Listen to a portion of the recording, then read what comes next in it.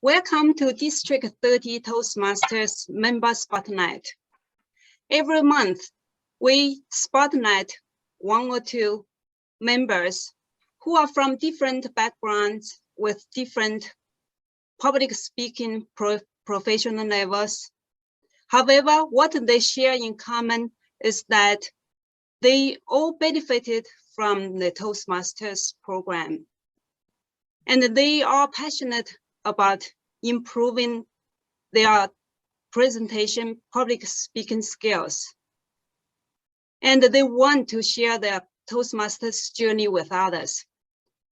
Today, I'm so happy to have invited Nancy Depcik, who has been a long-term Toastmaster member for almost over 13 years.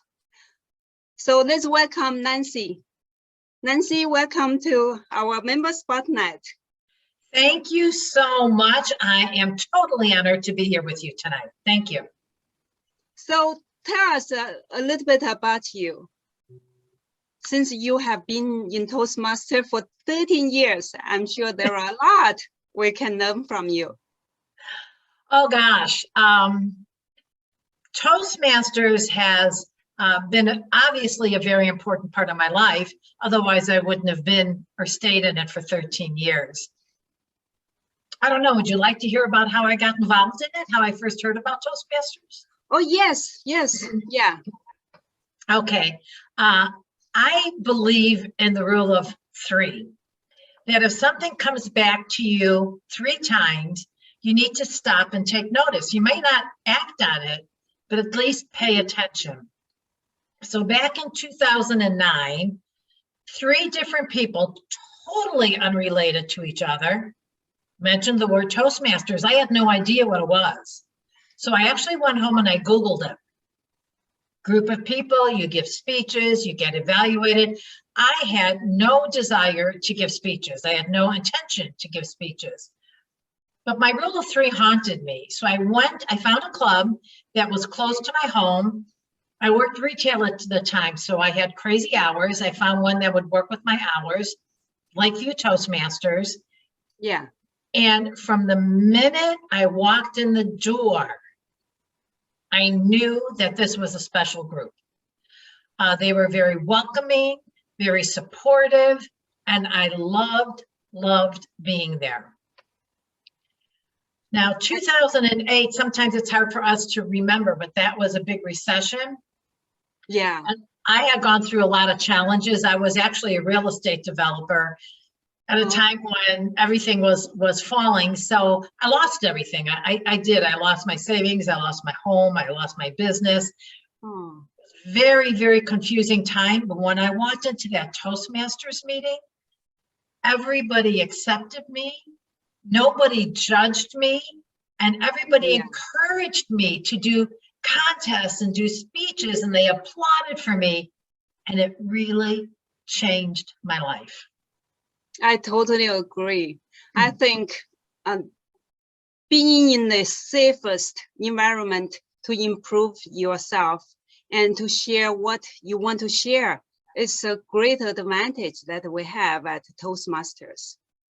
It is. There's no judgment. And that's what I liked about it. And people were always willing to help each other. To this day, I still have friends from that first Toastmasters group 13 years ago.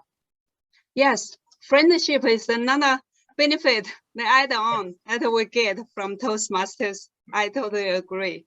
Thank you so much.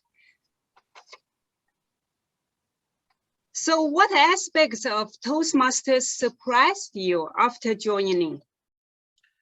Oh gosh, that's a really good question. I would say I was really surprised by the support people gave you. And the reason I was surprised about this is I belong to District 30, which it's been divided now, but at one point it was one of the largest districts of all of Toastmasters. So we have a lot of members.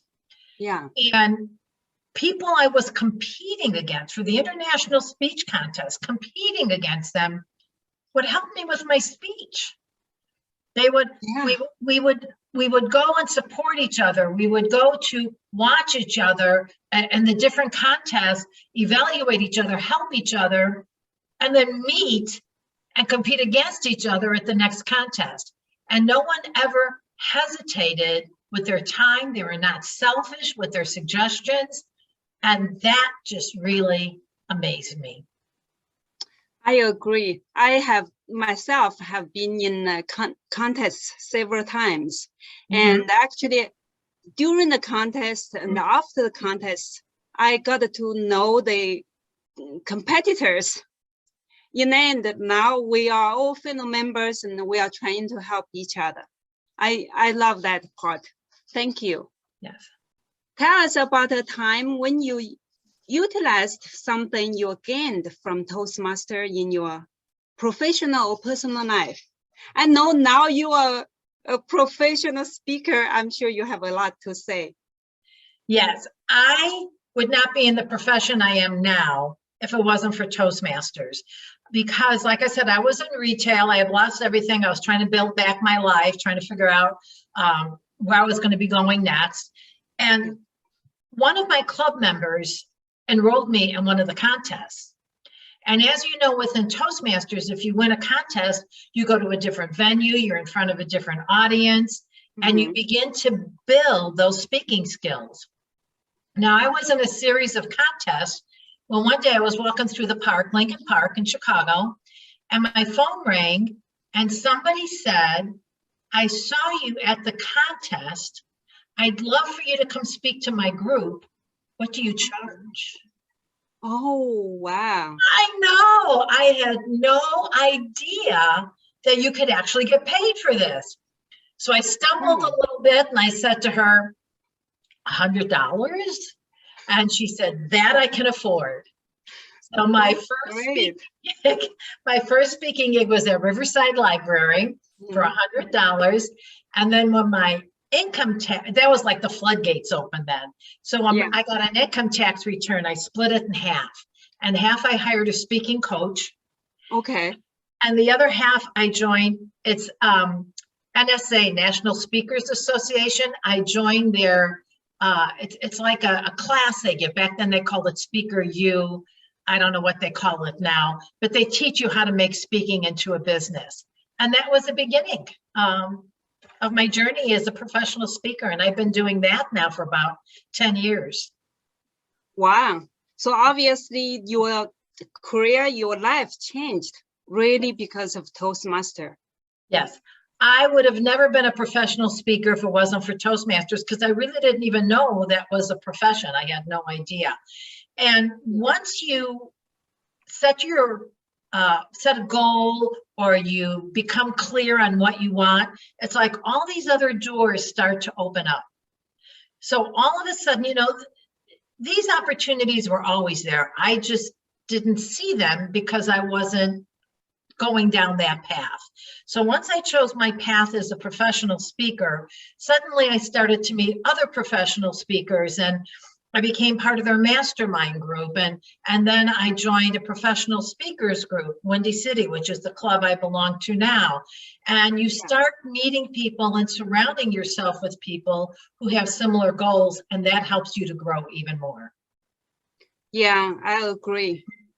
Once you are in the circle, that's why we say whatever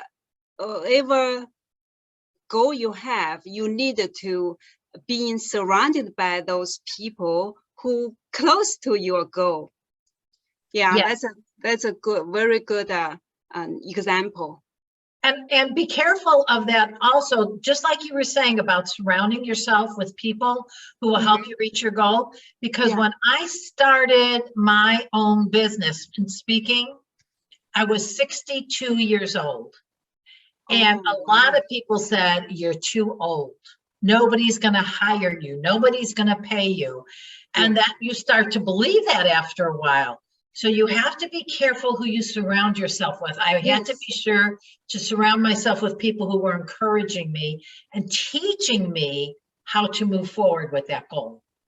Yeah, that's another thing that is attracting a lot of positive and and motivated people to Toastmasters is because they want to challenge themselves and they want to find an environment that really have this support and encouragement that they really need.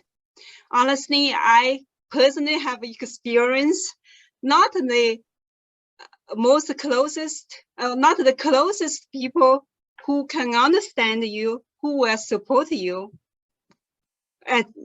especially for your dreams, like the bigger dreams. Yeah. Thank you so much for sharing that. So have you served as any officer roles or leadership roles at Toastmasters since you joined? I have, and I'll be honest with you, I've been in Toastmasters for so long, I don't remember all of them, but I know I was VP Education for a while. I was VP Membership for a while and acted as Toastmaster for a lot of the meetings. I'll tell you, one of the things that really helps is not only giving speeches, but serving in some of the roles, whether you are Toastmaster or Table Topics Master or Word of the Day or whatever it is that your club offers. Make sure you get up and you participate in that, because that gives you certain techniques that you can then use in your speeches. It gives you a confidence in yourself and being up in front of a group, and it helps you to calm those nerves and learn how to address those nerves and maybe put them in a different direction so it's more energy rather than nervousness. So I highly recommend that you really get involved with your club, not only in contests, but also in some of the roles. Yeah, I also agree on that. Without serving any of officer roles, it's hard to understand behind the scene how much work actually it takes for a group of people to put into, just such as a simple club level contest. It involves so many people, such as just a typical club meeting, how many roles involves. And as a VP Education, I'm sure there were times you had to encourage people, to urge people to sign up for some roles, meeting roles for next meeting. And this all really takes leadership skills. And we learn by doing it. And that's the best, best we can get. And you don't have to be a leader to gain this leadership skills. At Toastmaster, at whatever level you are, as long as you want to serve for others, then you have a chance to demonstrate the leadership skills. And Toastmasters is a very safe place. People want to see you succeed. They want you to do well. So many times we focus on ourselves, like, oh, what if I forget to say something? Or what if I look like a fool? Or what if they don't like me? Instead, I suggest focus on your audience and what you can offer your audience. What if someone in the audience learned something from me to make their life a little easier? What if I can share a special speaking techniques that will help them succeed in their next contest? So think about your audience, and with Toastmasters being such a safe place, it is the perfect place to grow and practice. Yeah, that's true. Just even share any personal stories sometimes can inspire a lot of people who heard your story. Yeah, of course, later on, if you get the professional level higher like you, then can start sharing the professional techniques. Before that, definitely we can just share our stories. Yes. The way yeah, the first step, we standing in front of people, we can share what we want to say. It's already a big win in our life, I think. Yes, and I have to tell you, I share stories. That's what I do, and to tell stories in and of themselves could be entertaining, but Yeah. to put a lesson at the end or a technique at the end that can help someone else's life to help make it easier is really what I strive to do. And some of the stories I created from my Toastmasters speeches, I was in a lot of international speech contests. In fact, in 2016, I made it all the way to the semifinals. I got to go to Washington, Wow. D.C. I made it to the final 100. That was quite an experience. But that story that I crafted for that contest is the same story I used to open my keynotes with. When I open at a conference or a convention, that's the story I use. I alter it a little bit for my individual audience, but it's the same message. And I learned all of that from Toastmasters. That's a great tip. Actually, I just learned from you. We Good. shouldn't throw away any of our speeches, any stories, because one day I or somebody, some of our fellow members become famous. Yeah. Just pick it up out from the pocket and share it. Yeah. Yes. Thank you. Well, especially if you have a story that you're winning contest. Yeah. It's resonating with people. They like it. They like hearing it. You're telling it well. The difference is with Toastmasters contests, we tend to be more dramatic. That's the way. Well, this is before video, before COVID. But when you're on the stage, you learn how to use the stage and be very dramatic and you know, just kind of use your movements and your gestures, real big gestures. So you have to decide if you're talking in the real world in front of an audience of maybe only 50 people, maybe your gestures aren't as grand. Maybe they're a little bit more pulled back. Or you might be on another stage in front of 500 people, and then you can go back to the grand gestures. But those are all things you learn. Not only do you learn at Toastmasters, but when you practice it at the meetings, people can give you great, great feedback. And with feedback, look at it all. You know, when I first got feedback on my speeches, when I first started at Toastmasters, I thought I had to make all these changes. I thought, oh my God, this person said this person said that. I've got to make all these changes. And I found that eventually the speech wasn't mine anymore. So what I do is I look at all of the suggestions. My club, they video your speech, plus people do a written evaluation. I read them all, I watch it, and I pick and choose the ones that I think could make my speech, could enhance my speech. And then I practice it. And sometimes I keep it, and sometimes I don't. The speech has to be your own. It has to come from your heart.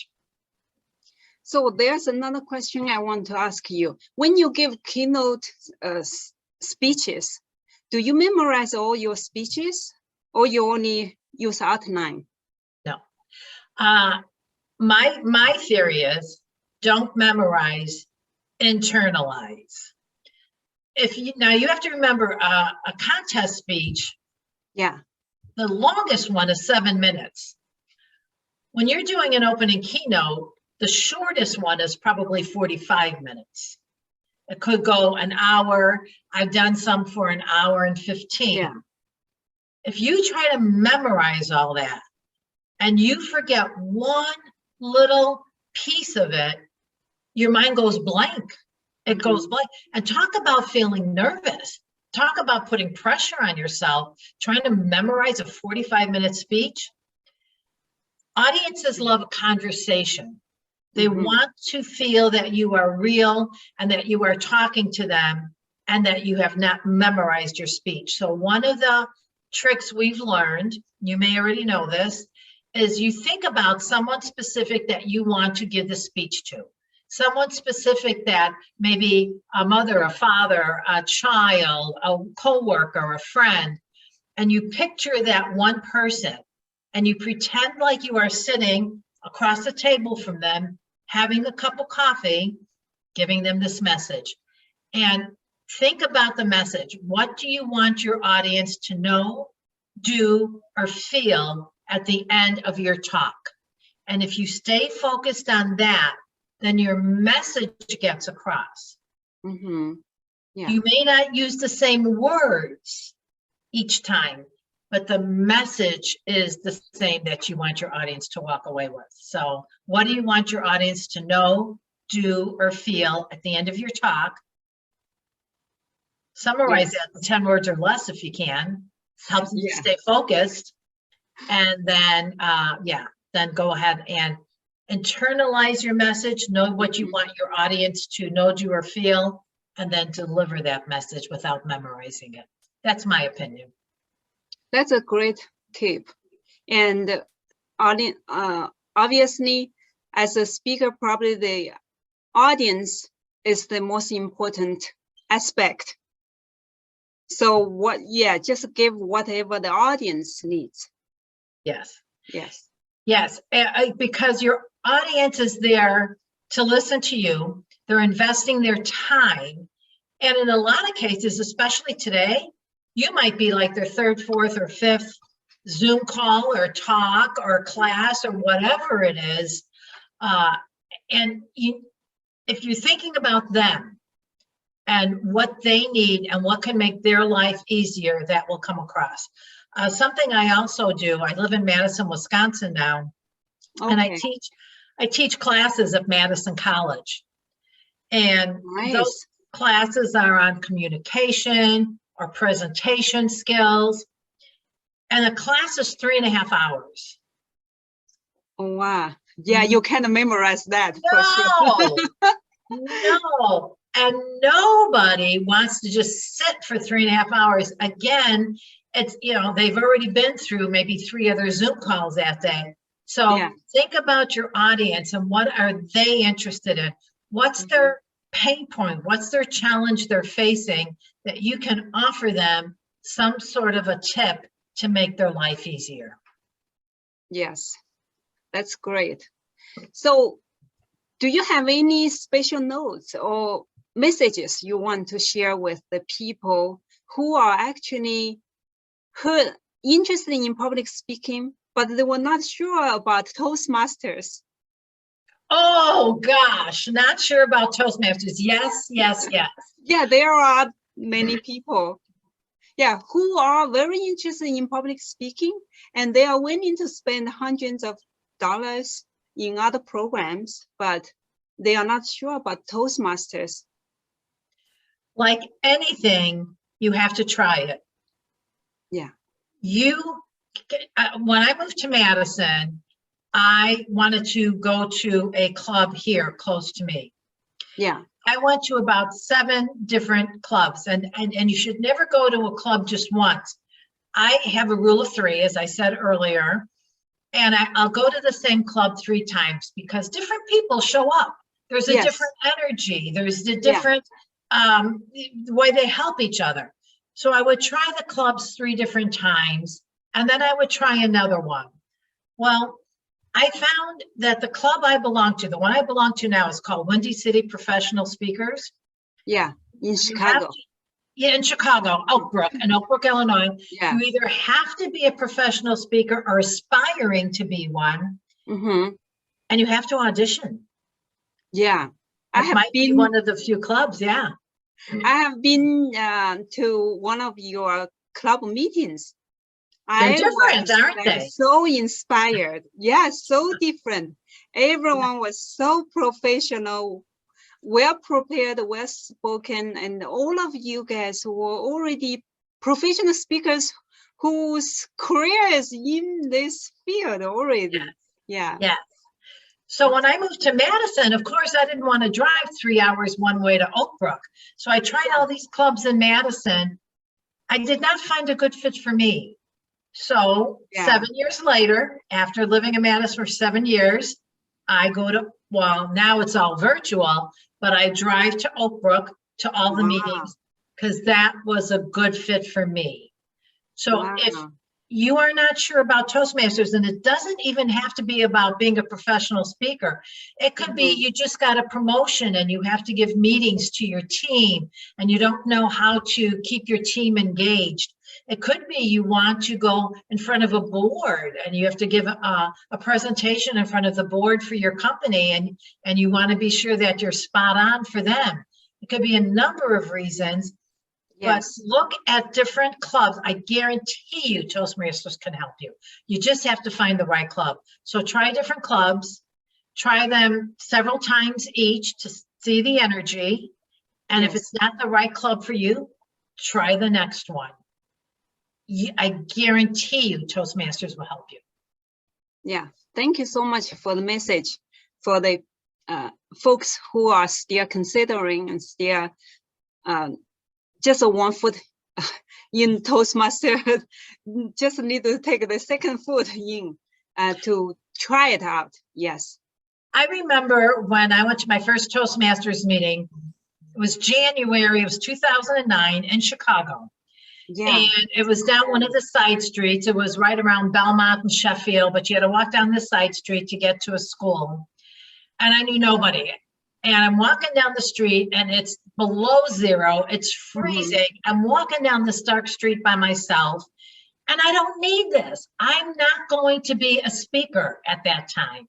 Yeah. And I thought, why am I even doing this? Just turn around and go home. Yeah. Here's my advice. If I turned around and went home, I already knew what was going to happen. I was going to be at home alone, turn on the TV, whatever it was, I could predict what I was going to do that evening. If I kept moving forward and walked into that Toastmasters meeting, I had no clue what was going to happen, who I was going to meet, where it was going to lead to. And that's what I'm going to encourage you. Instead of staying in the safety, the comfort of your home, and oh, it's too dark, it's too cold, it's too whatever, I'm telling you, just go out and just try. And especially now more than ever, because it's all, I'm assuming all clubs are virtual now. Yeah. So you can try a club anywhere. Try Windy City. Come, we meet the second and fourth Sunday from 6 to 9. And it's one of the best run meetings you will ever see with some of the kindest people you will ever meet. I agree. Yeah, great club. Yeah, I encourage everyone who is watching this would visit your club. Definitely get inspired at least. Yes. Yes. So do you have any additional information you would like to add before we close our interview? Nothing that I haven't already said. I just really believe in trying something new. You know what, with the winter, if you're in the Midwest, with the winter and the darkness and the cold and the pandemic, it can get a little difficult to want to try something new. So I encourage you to put it on your calendar. I encourage you to maybe get a friend to join you. Say, hey, why don't you join me? So maybe you become like accountability partners. And try something like that to just keep moving forward. Really, just keep moving forward. Whatever you focus on grows. So if you focus on being bored or it's too all that negativity, that will grow. If you focus on, I want to try something new, this is a great opportunity since everything is virtual. Let's see what positive things I can learn, that will grow. So what you focus on grows. Yeah, I agree. Yeah, the changes within us. If we want something to change, we need to take action, not just talking about it.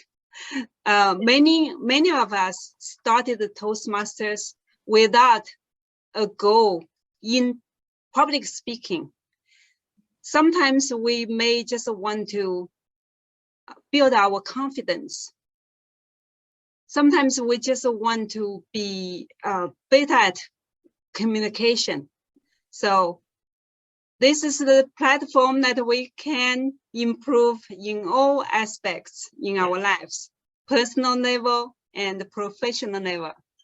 And thank you so much for sharing all your experience and your opinions and your suggestions and great tips with me today. And I hope the people who are in front of the screen and watching our talk will get a lot of and learn a lot from this talk.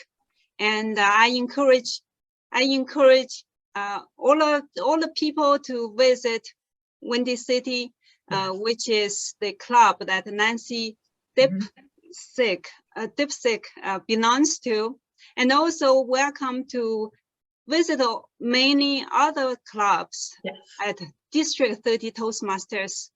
There are many clubs have different culture, different professional level, and I'm sure if you are considering joining in Toastmasters, you will find the right club for you. Yes, I agree. I agree. Okay, thank you so much, Nancy.